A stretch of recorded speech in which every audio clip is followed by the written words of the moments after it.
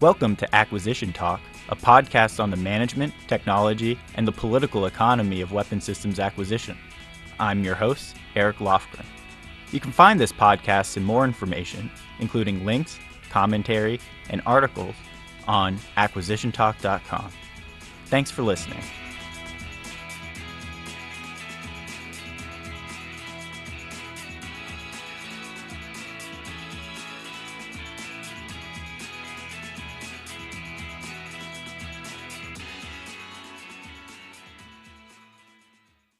I'm pleased to be speaking with Ryan Stinger Fishel, who's an F-15E pilot for United States Air Force. Ryan, thanks for joining me on Acquisition Talk. Thanks for having me.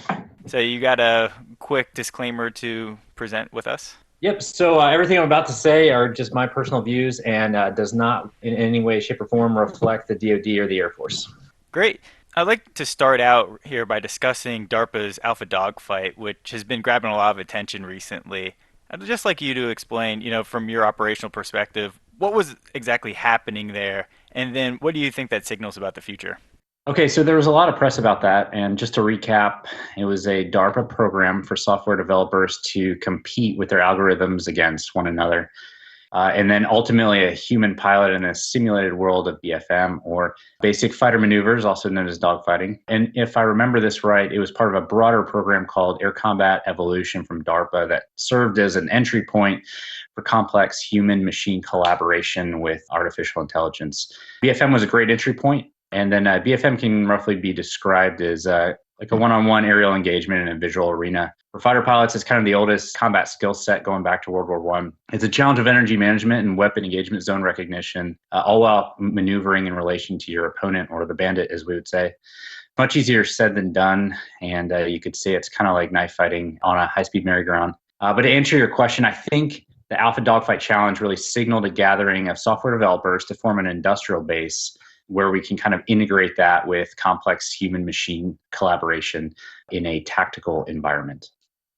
So when I think about the dogfight and artificial intelligence in general, I tend to be a strong believer in weak AI, or what is sometimes called narrow AI, but then I'm also a weak believer in strong AI, or general artificial intelligence. So do you agree with that view? When I think about fighter activity, for example, it seems like you have a lot of missions and things that you need to accomplish, and you need to be able to move between a range of tasks that might not be able to be tackled by narrow AI itself. And DARPA, of course, was just doing this little dogfight. So can you describe, how do you think about artificial intelligence doing the range of stuff that you'd be doing as a fighter pilot?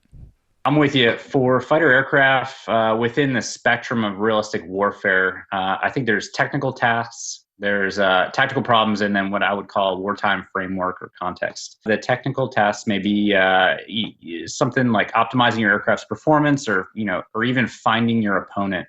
You can find your opponent visually by looking outside, or you can do it with various systems such as a radar or other sensors that you have.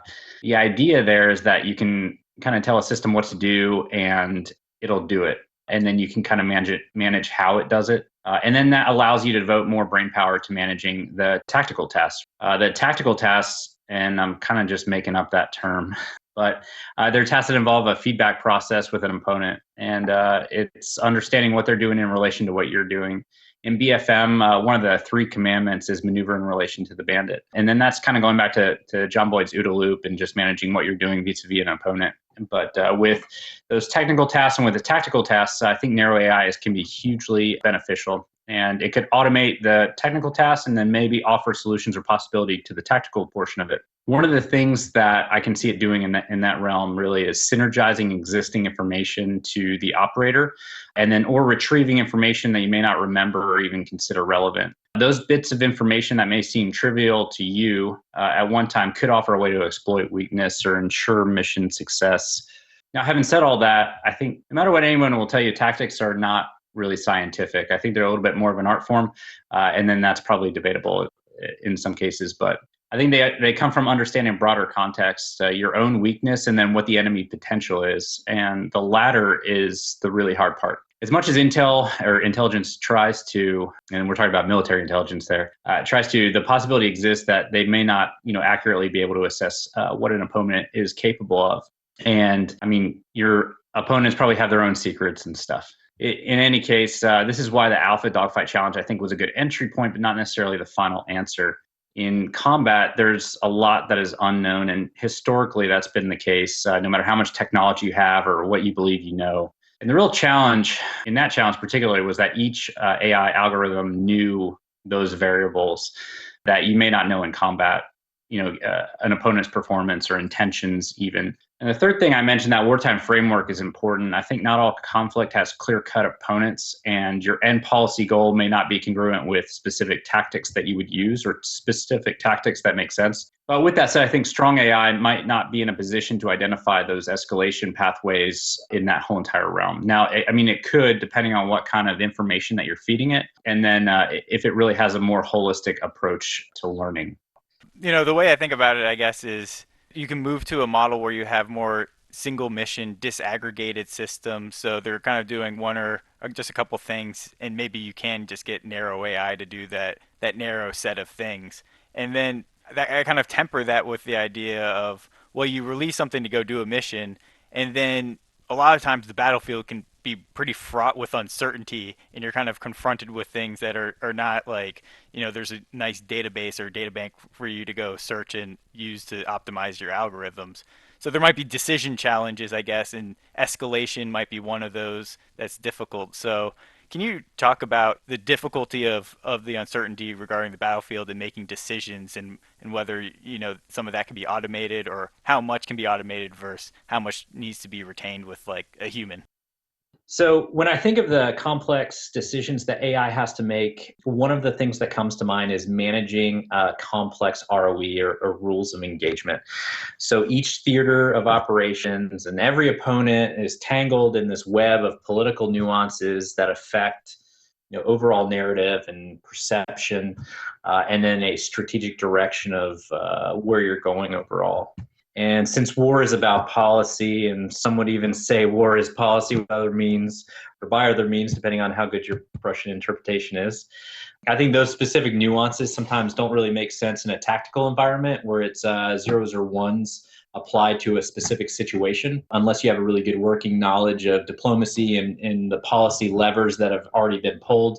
So integrating all that into this artificial intelligence, I think, is a little easier said than done.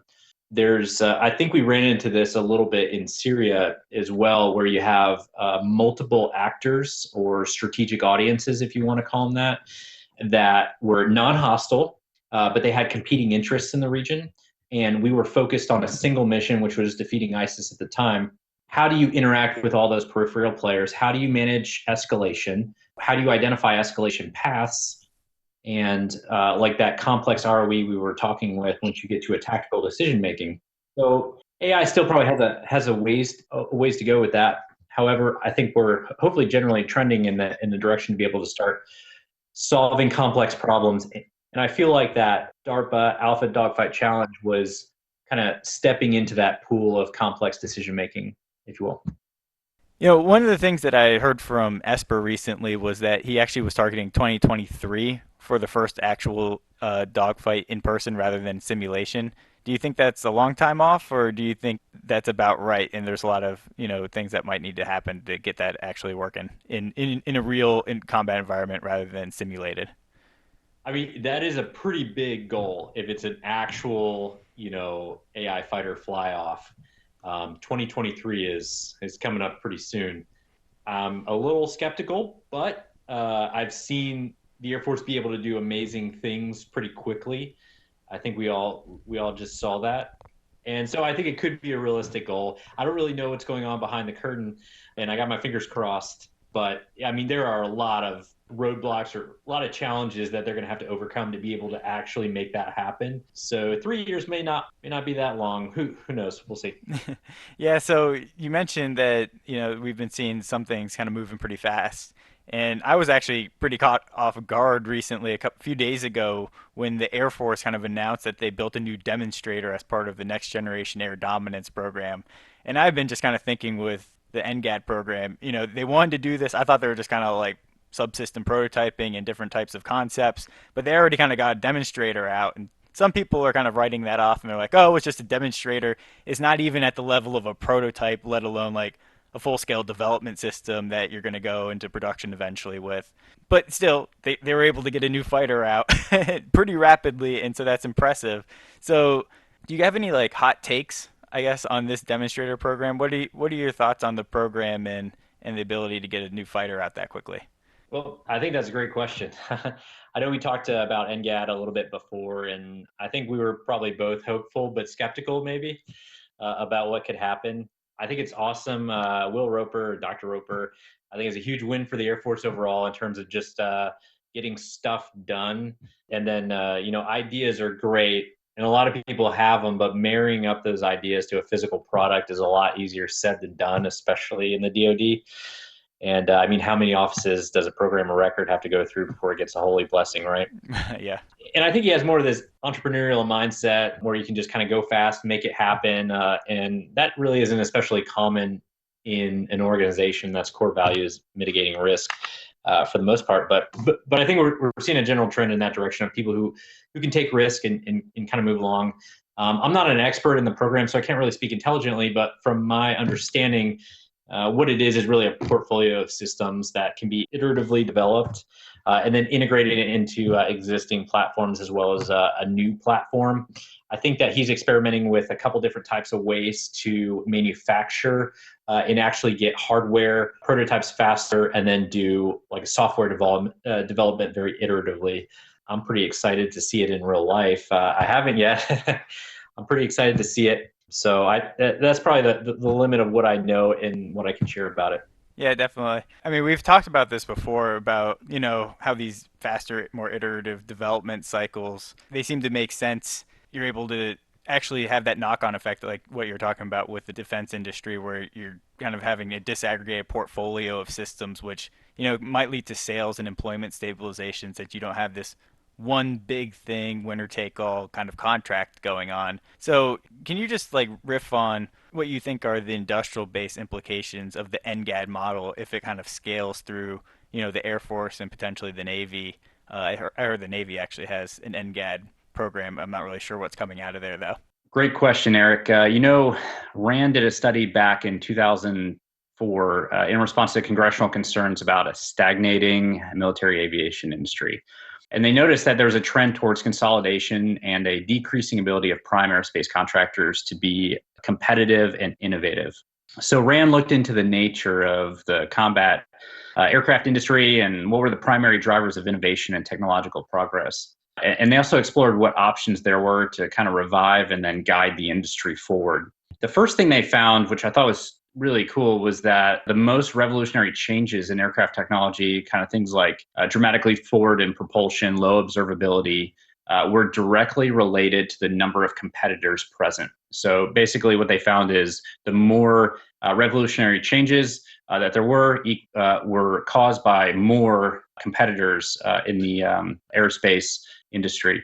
The second thing that they found was that the most revolutionary innovation rarely came from dominant players in the industry. More often than not, huge leaps forward came from second-tier competitors trying to make a name for themselves. I mean, Lockheed wasn't even making fighters anymore when they stumbled upon stealth. And also interesting was that the stealth, something that had huge implications for future fighter technology, didn't even come from a formal requirement. So I thought that was interesting as well. And I'll bring this up now, and although some might consider it heresy in my career field, but when the F-15EX first made news as a potential Air Force purchase, it created a ton of debates and tribal wars within the Air Force. Most of those debates were focused on what jet could carry more missiles or bombs, which could go faster, which cost more. Sadly, I think many seem to miss the big picture there. And that was that the industry was stagnating. On one hand, you have a marginally improved version of a fighter that had its first flight in 1972, approximately 48 years ago.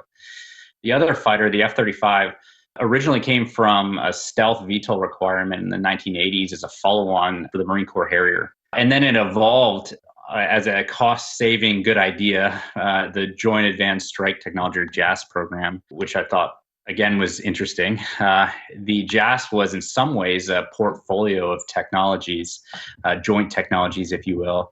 They had on the list, there's things like advanced VLO or advanced very low observable, structural design with composites. And even in 1994, when that list was kind of cultivated there, they had virtual and rapid prototyping, paperless design. They listed multifunction apertures, thrust vectoring, and the list goes on, which are really great things overall. But one of the curious things they did was try to explore how to make the airframe more maintainable with less experienced maintainers. And everything was kind of all encompassed around how to make this more affordable overall and get the most bang for your buck. And then the idea was to mature and exploit kind of high potential technologies before EMD or service driven engineering, manufacturing, and development. So now here we are, F-35, close to, if not the most expensive aircraft acquisition program in history, all kind of evolved out of a requirement to try to make technology more affordable. So there's that. And the point I kind of want to make here is that the original F-35 program had these top-down directed requirements and a very systematic approach to it. It was noble. I think it was forward-thinking, and it actually made a lot of sense on paper when you looked at everything. Where the train kind of went off the tracks was the lack of competition drivers. And you had service commonality being one of them. Just to kind of balance this out, there were some minor instances of competition. One of them was in the fire control system. It originated out of this thing called MRFs, which was a multifunction integrated radio frequency system that the JFS Joint Strike Fighter program funded, a 5-year, $110 million program in 1996 to Hughes, which would later become Raytheon and the Northrop Electronic Sensors and Systems sector. For the actual radar itself. Traditionally, Raytheon was kind of the supplier to Boeing, and then Northrop kind of the supplier to Lockheed for that. But they had these little tiny mini competitions for a specific technology in that program. So that was good. However, if you look at kind of like the overall timeline, so 1996, when they had that radar competition, look at what changed in the commercial sector. I mean, computing software technology changed dramatically. You have the cost of memory had been exponentially decreased. Thumb drives in the early 2000s, cloud storage now, processing power has increased exponentially. And then if we go back and look at the timeline overall of the aerospace industry, we had just talked about the first flight of the Eagle in 1972, and then that was 48 years ago. So if you take 48 years, kind of step back in time to World War I, we went from fabric wing biplanes to the Mach 3 SR-71, and the primary driver of all of that was competition and a different structure to requirements and acquisition. Even with the best requirements, the F-35 program was still not as innovative or competitive as it could or should be. And I think right now is kind of evidence of that. So I hope that NGAD offers this pathway to change that. And focusing on iterative technology development, an array of technologies, I think we can gain more competitors and, more importantly, more second-tier contractors and competitors who can break through entry barriers that we have. You know, entry barriers like the security empire and the tyranny from requirements and waterfall budget process. And most of all, kind of that tyranny from big winner-take-all contracts that span decades. And if you put all of that on the canvas of great power competition, I like to say that if we're not competitive internally, we won't be competitive externally. At the peak of innovation in the 40s and 50s, we had something like 15 primes, and now we are down to 3. So are those three primes Lockheed, Boeing, and Kratos now, or is it still Northrop if we're talking about the broader, right? I don't think Northrop has built a fighter since the YF-17, which then they don't really do anymore, right? Because that went to McDonnell, then McDonnell got bought up by Boeing, so that's all. The F-18 is now Boeing. Yeah, I think Northrop is all in the B-21, which I hear is really cool overall. So Yeah, that was my fear too. When I look at the industry, I kind of fear like it's going to go the way John Kenneth Galbraith says, which is like, we have these monopoly organizations that they merge their structures with government and then they basically become indistinguishable. And then like what Roper was saying, Galbraith was actually saying in 1969, he was like, but he wasn't saying it as a bad thing. He thought we need government and industry in high tech areas to actually merge into the same thing and nationalize them. And he wasn't being ironic. He actually thought that was, the way the world should work. But we're kind of, I think, more closer to the competition camp than the monopolization and nationalization camp. right, exactly. we're talking about, monolithic programs versus kind of disaggregated programs. And I liked what you're talking about there in terms of the synergy, because I think some of that tacit or, undefined back and forth, experimentation, learning, trial and error, updating, and then doing something new and incorporating new things and always delivering better solutions. I feel like that's where we want to go, and that's almost where we used to be back in the 40s and 50s, and then we went to the monolithic structures with McNamara and kind of the WizKids approach. But I want to read this quote here and get your reaction to it. It's from L.J. Atwood, who was the president of North American Aviation at the time in 1959. And so this is like right at that transition point where the aviation industry seems to be becoming less innovative. And in the 1960s, basically the Air Force only did the F-111, right? There wasn't really too much going on in that once the controls came down. Here's his testimony.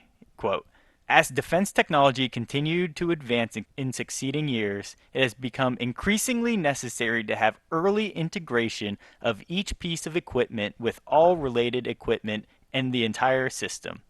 Therefore, it became desirable to develop groups of items together as integrated subsystems, which together make up what we call a weapon system.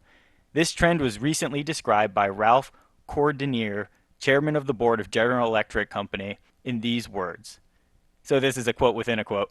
Where the need was once for a large number of general purpose components and subsystems, the demand is increasingly for complete systems and even supersystems. The need for components of very high reliability and advanced design remains, but they must more and more be planned in the context with the concept and design of the system which they are to be a part. Thus emerged the pattern of weapons systems development contracting. So I thought that was a good quote there from, industry leaders. They were kind of describing, we used to have this NGAD kind of proposition where we had all these subsystems that were independently being progressed, and then the interactions between trying those things out. And the Air Force back in the 50s, they, a lot of their fighters that they're building in that time, they didn't actually use the same airframe or the same engine or the same avionics as planned. They were able to pivot and do new things. But that kind of went away in the 60s and then increasingly in the 70s into what we know today. So did you have any quick takes on that quote? That's an interesting quote. First, North American was a great company. They had a P-51, F-86. Both were amazing aircraft. And there's no doubt that the weapon system approach, especially when it spans over decades, is a huge hang-up to innovation and progress. I think the counter argument there would be that the more separate and different platforms you have, the more logistics problems you might run into.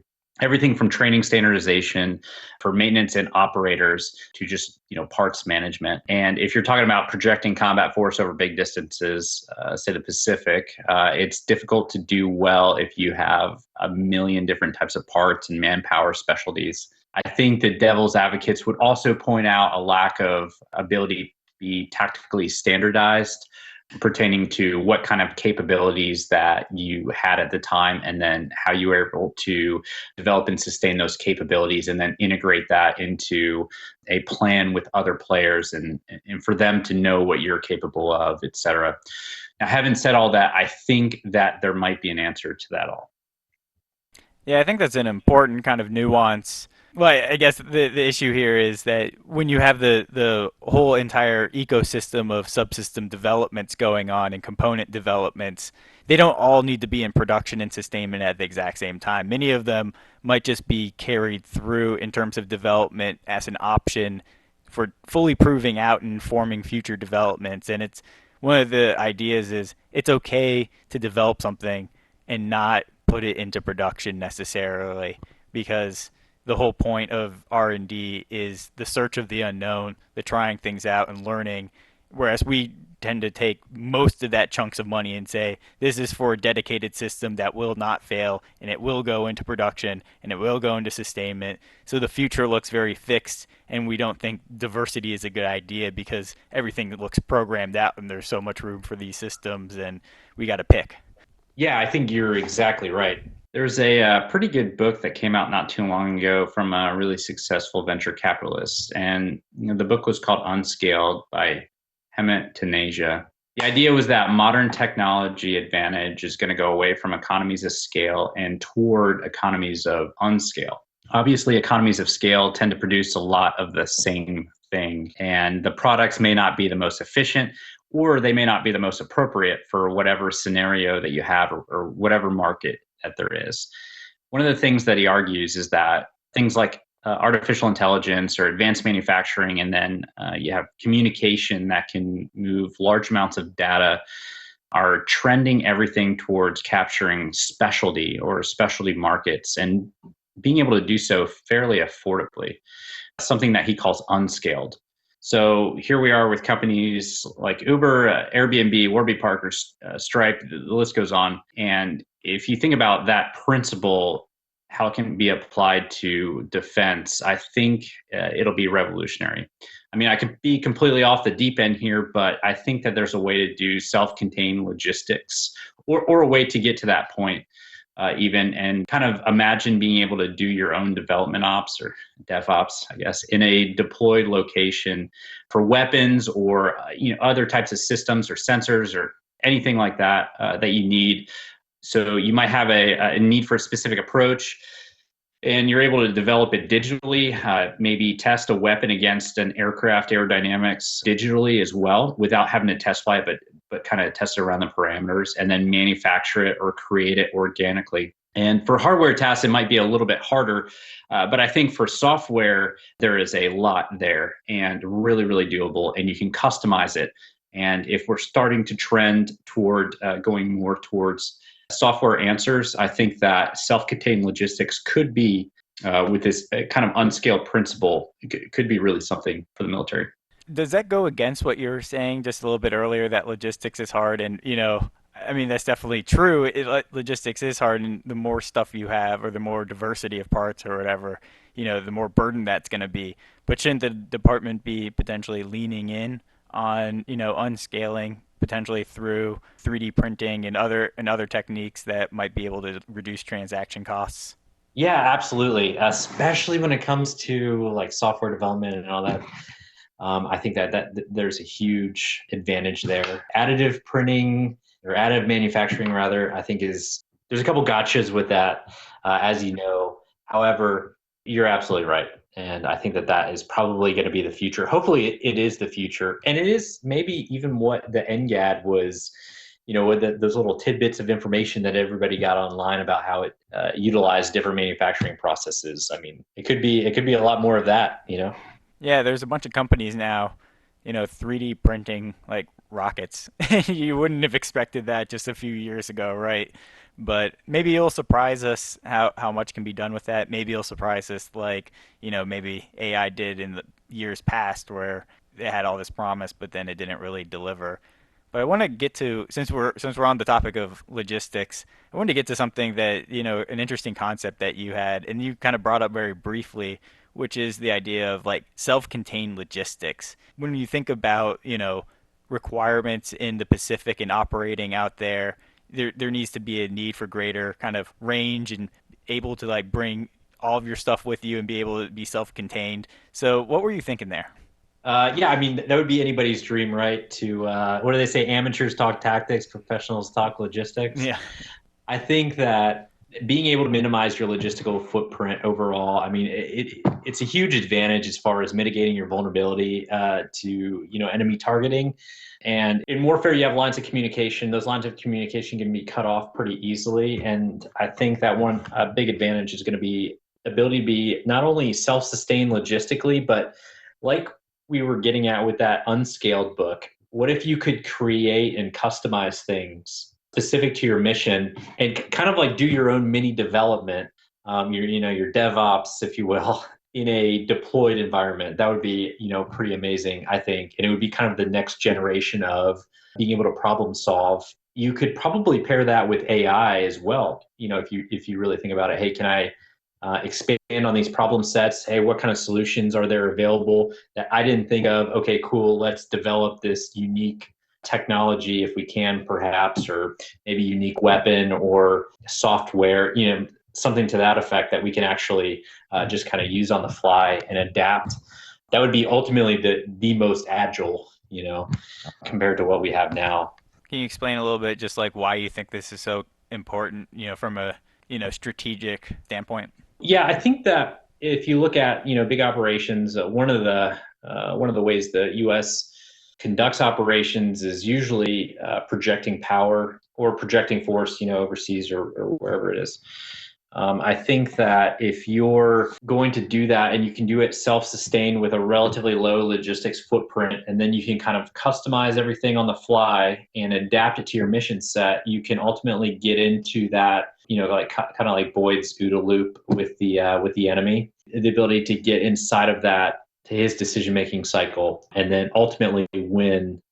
That's my opinion, at least. I think that trying to think of a better way to say that, but I think that's pretty much. I'd have to think about it for a little bit longer, maybe. Yeah, I'm glad you brought up John Boyd, and of course, the F-15 in many respects is due to John Boyd and his efforts in the 1960s with the FXX, or was it just the FX? The FX program, right?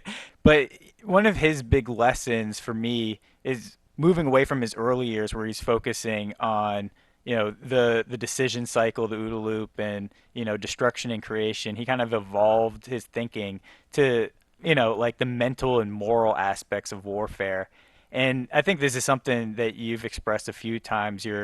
I would say your interest in understanding the mental and moral aspects to warfare as opposed to just the kinetic effects that we usually discuss when we're all talking about weapon systems and all of that. So, can you just talk about what was your logic there for thinking about the mental moral world, and what do you think of at what is that? What is the mental moral world? Well, it's a very complicated question with a very complicated answer. So, warfare is fundamentally social. It's the interaction of people, just like we talked about, of policy, of quite a lot. And since we're interacting with people, I think that there are some nuances there that you have to consider. There are unique positions that you can find yourself in warfare that I don't think that you can predict and don't follow a linear pattern of events, if that makes sense. If you look at even some of the situations that we're in right now, some of the war zones out there, like Syria is super gray.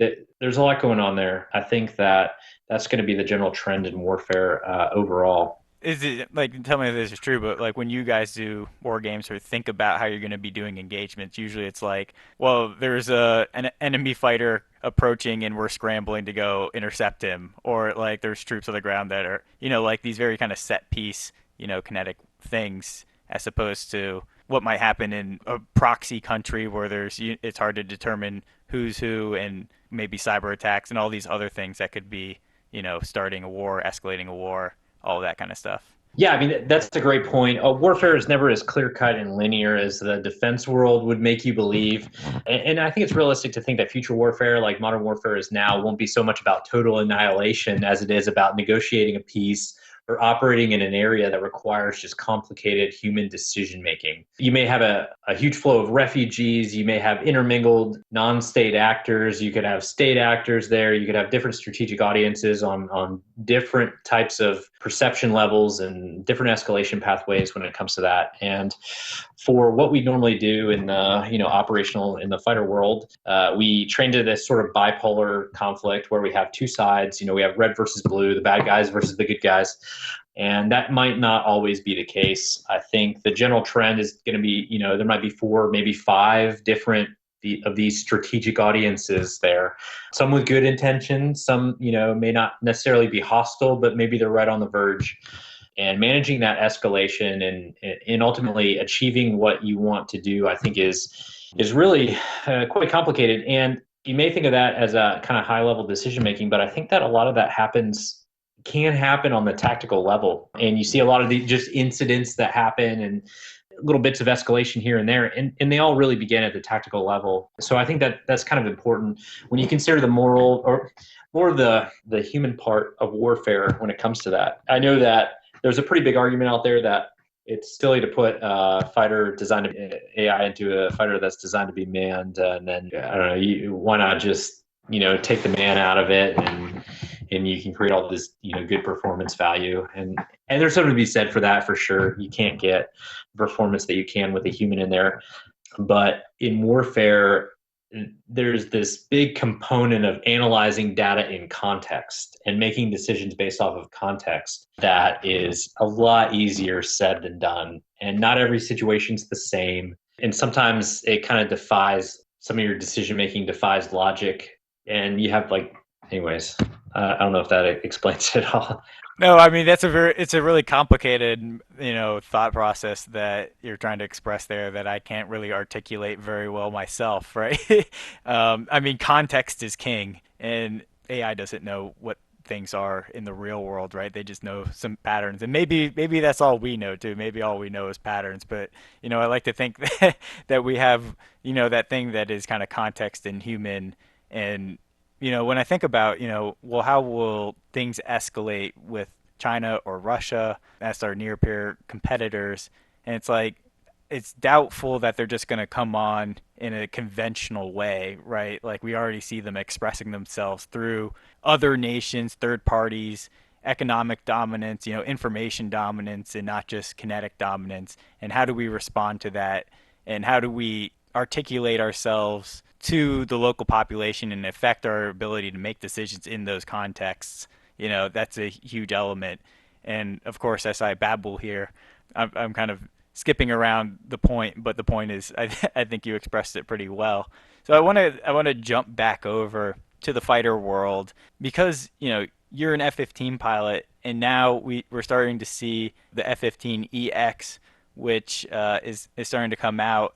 Do you have any thoughts about that? You were saying, the F-15 made its first flight in 1972. It's the same basic platform, maybe rebuilt a little bit, but it's adding new capabilities onto that platform. Do you think that's kind of a good way to go, or what are your thoughts there? It is a very it's a complicated question.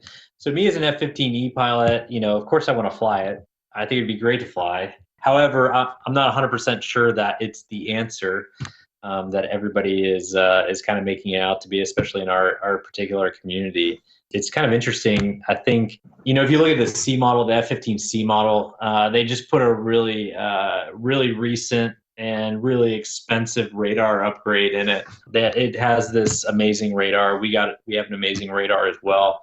But the F-15C, slash D fleet is like literally falling apart right now, and they're well beyond their usable airframe life. They had decades of just high G maneuvering, and then reenacting the Gulf War and training have taken their toll on all the different structural components of that aircraft. So Boeing's big deal, right? They said, here's a ready now solution. You don't have to go through the developmental, or you don't have to go through the prototyping phase or any of that. Like, we have it, we can produce it. Here you go. Just give us the check and we'll be good to go for that. They were capitalizing on existing tooling, and of course, Air Force's frustrations with the F-35 program. But having said all that, we kind of get back to that conversation of the F-15EX. I don't really feel represents the leap in technology or capability that we need right now. And one of my concerns is that if we buy it, we'll be in that same process that we were kind of talking about earlier, where that contract will span decades, and then there won't be, will there be competition after the EX, or will that, EX sort of take up room when you could be having a competition for something else. Now, the entrance of the NGAD, of course, this changes everything. I think if it's a real thing, we're able to actually, get it produced. But I don't know if that answers your question at all. And I was kind of dancing around a lot there, but Yeah, no, I think that was great. I think you brought up the point that's important. Few years, the Air Force might potentially have three fighter programs in production, right? And that might leave itself with a problem in terms of budget allocation, and if reduced rates of production will force one to spiral into cancellation potentially. So that's a long-standing problem. It's not a long-standing problem. I mean, that's just a reality of having multiple systems coming into development and then production. And you talked about unscaled. Potentially, there will be some benefits from that in the future. But do you think one of them is going to have to bow out, or is there going to be room for all of them? even if we have a fighter bow out, I don't think that is necessarily a bad thing overall. And I think that might be the case. I don't know. One good thing I will say about the F-15 series and the F-15EX, and one of the reasons why it's actually been successful is because you can pretty much put anything you want on that airplane as far as weapons go and as far as sensors go, and it is like the platform to do anything that you want to do with. So if you're talking about iterative technology developed for maybe like some cool sensors or cool weapons or something like that, then you can put those on the EX and demonstrate that. And you can do it pretty quick. The way that they've developed some technology within that to be able to attach it. There's a little bit more on that thread. However, I think that we'll have to see really what this NGAD comes out as and like what it represents and what kind of technology that it represents. There's, the innovator's dilemma, right? The market doesn't really know what it wants until it actually, gets it. So if you survey the market, right, you may not get a consensus to what the next cool thing is until the market actually gets it. So I think that could be kind of the potential with the NGAD is we'll have to see what it actually really is before making an accurate assessment on where fighter acquisitions are going to go. I love the Clayton Christensen reference there because one of the issues is always like, when you go to the new paradigm, right, it often starts off at a worse, performance value compared to the legacy sustaining system. And potentially in the Department of Defense, that could, we could see a lot of knocks against the NGAD demonstrator, even if it puts it on like a trajectory to grow faster, do better things in the future that can really revolutionize things. But that seems to be one of the issues in the Department of Defense because we always want, well, it's going to be the next thing. So it has to be better on every front, right? And if it's not better on every front, then it's not worth it. But sometimes, you got to take these leaps and, potentially the NGAD isn't that, right? It's kind of like a high maturity thing, but it could, prove its worth. And this whole situation actually reminds me a little bit of the end of the 60s and the early 70s because it's like we have this acquisition reform going on. We're trying to go towards prototyping, agile processes, and then we have a legacy system that's had a lot of problems. That was a joint system, right? The F-111, right? Then we get a new system kind of coming back in. It's the F-15 both times, right? The F-15, and so that created some budget pressure. And then there was a third one that kind of got its start, very I would say outside the system. The lightweight fighter, the F-16, and then also the NGAD. Both of those are pretty irregular demonstrators that have started and potentially could take over or like become a mainstay in the future. So, you have any reactions to what I was just saying there? Yeah, you're exactly right. It's funny because in aviation, there are a lot of things that come out of just kind of randomness, like non-requirement sort of stuff or like vague requirements or, kind of sideshow sort of things. The F-117, like we talked about earlier, was one of those things that just kind of came up, and then Skunkworks ran with it, and then it came, it led on to a lot of very successful technology, which I thought was really cool. I think that one of the cool things maybe about the NGAD by doing this like portfolio of technologies, I think that you have a kind of like a natural shield from what big programs. So big programs are sort of, they can be very vulnerable or they can be very well protected, depending on how you look at it. And I think that going to this like smaller technology development, if you can use it on multiple airframes, the chance of you getting it shot down from a budgeting process is probably pretty low. I feel like, maybe it could be its lifeline to, starting to get it started to where we can then start a competitive structure, then start doing like real iterative technology, get more competitors, et cetera, and then kind of like start the train going, if that makes sense. Yeah, I'm glad you brought it back to the requirements process because, there's been a lot of talk about, just skipping the requirements process through the Joint Capabilities Integration and Development System, JCIDS. And I'd just like to get your perspective as an aviator. How do you actually interact with the weapons requirements and development process? Do you see like how you as an aviator kind of fit into that puzzle, or is it a little bit opaque for you? So I don't really fit into it at all. So there's nobody cares really from my end, at least.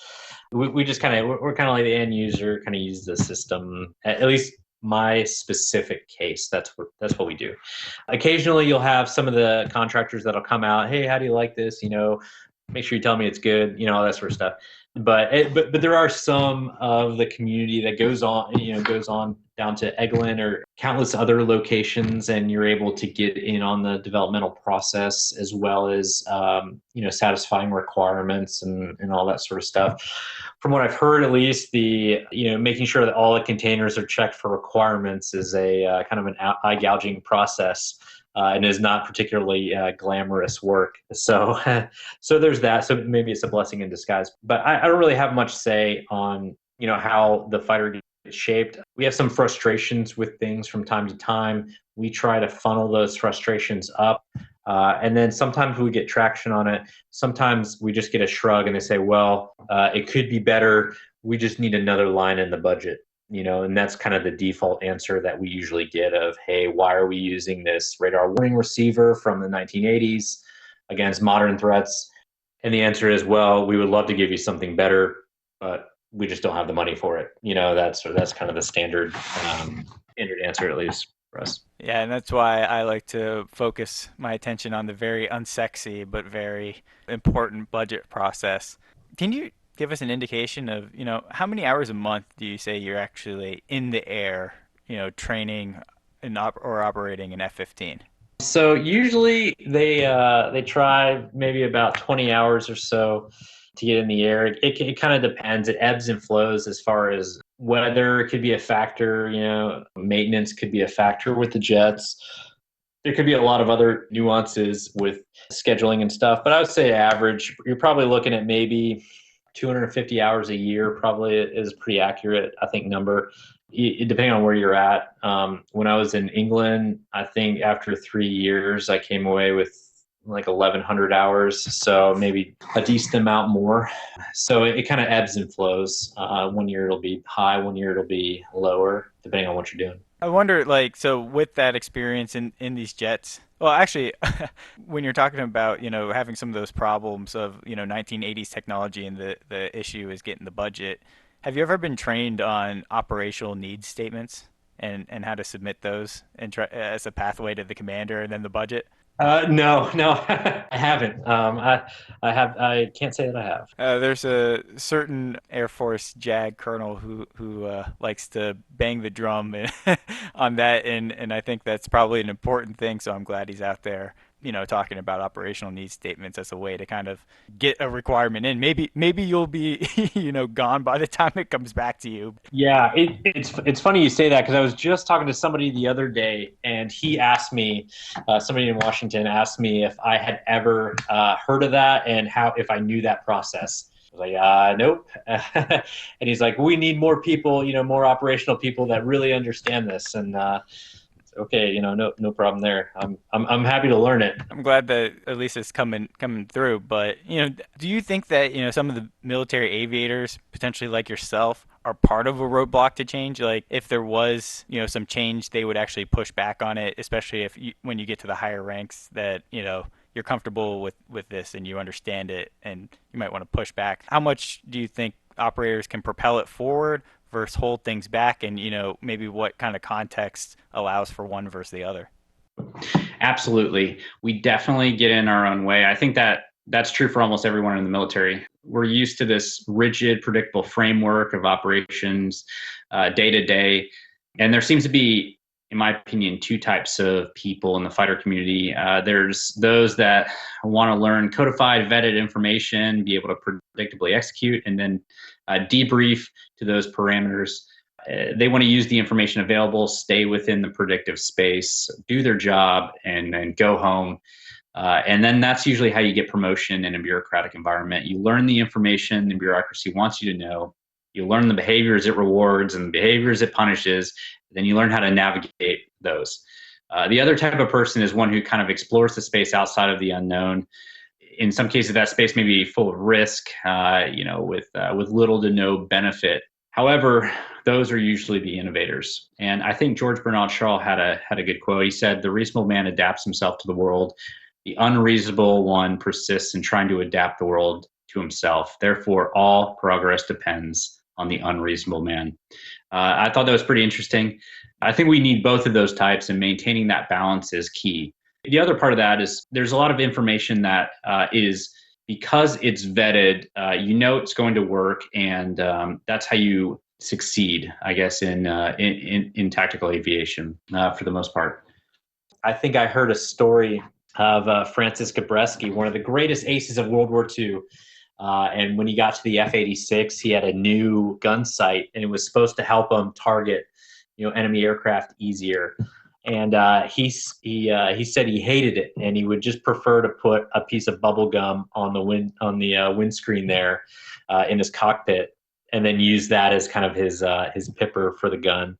And he hated the gun sight, and he was mad that he had for the F-86 in Korea, they had 250 pages of technical manuals that they had to know, and he was kind of mad coming from the Mustang. And fast forward to today, there's something like 8,000 pages that one each standard F-15 pilot has to know about his jet and his weapons. So there's that natural just hey, I've been doing this well before and it's been working for me. I don't really want to change it, right? If it's not broke, don't fix it. However, I'll say that, and if you look at the air war in Vietnam, there's a really great book out there called Clashes by Marshall Michael, and he goes through kind of the tactical history of Vietnam and kind of what new things came up in like the history of AWACS and how we had the IFF equipment and what kind of formations we used, and he gets into a lot of details in there, and it's really great. And one of the things that he brings home was that some of the losses in Vietnam were actually due to guys using formation tactics from Korea. And it worked great in Korea, but when they got to Vietnam and they tried to use it with the F4, it failed miserably. And they were trying to fly close in formation while they were dogfighting and some other stuff that was kind of remnants of World War II in Korea. And a lot of guys lost their lives from that failure to change and go forward. Also, Vietnam is full of stories of using, crappy missiles that can't do their job and taking bad shots and stuff. And everybody wanted to go back to the gun, so there's that too. So I guess there's a little bit of truth to both sides of the story there.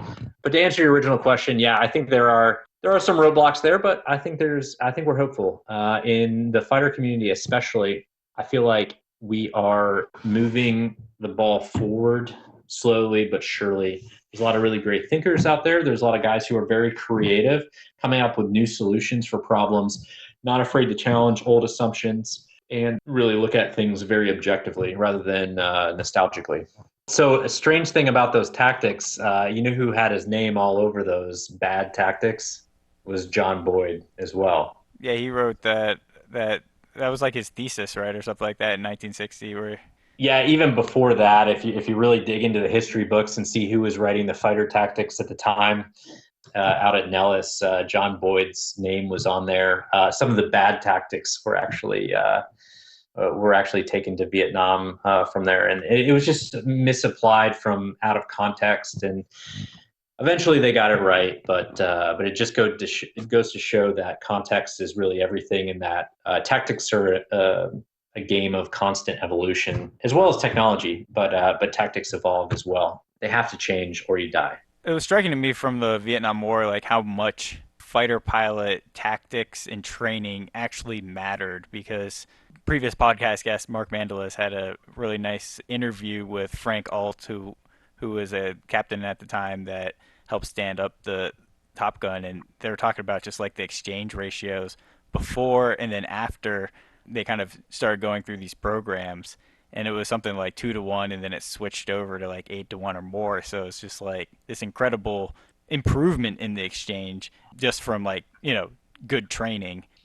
Yeah, no, you're right. It was actually from a lot of, at least on the Air Force side. I can't really speak intelligently to the Navy side, but from the Air Force side, it was actually the introduction of realistic combat where guys were getting trained and then actually winning. And prior to, so back in the 50s and early 60s, the strategic air command mentality it's kind of interesting because it was the no fail nuclear mission methodology at the time. Zero failures, and they were a very safety conscious culture. And eventually, this kind of permeated down to air-to-air tactics, where guys couldn't really train because it was potentially dangerous, or they couldn't train in low levels because they were potentially dangerous, and they had a bunch of rules and all this sort of stuff. And granted, there is always a place for rules. However, it was taking away from realistic training, which was actually one of the reasons why Red Flag was stood up, to offer a realistic training environment. And they found that realistic training was really the key to survival. Who would have thought, right?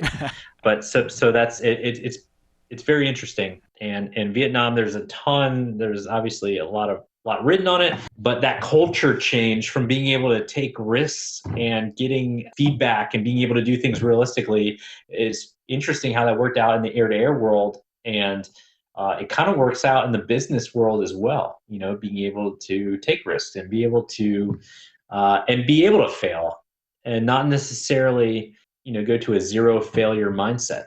Yeah, definitely with you. Just thinking about operational concepts, how much has that really changed for you as a fighter pilot, do you think, since like the Persian Gulf time?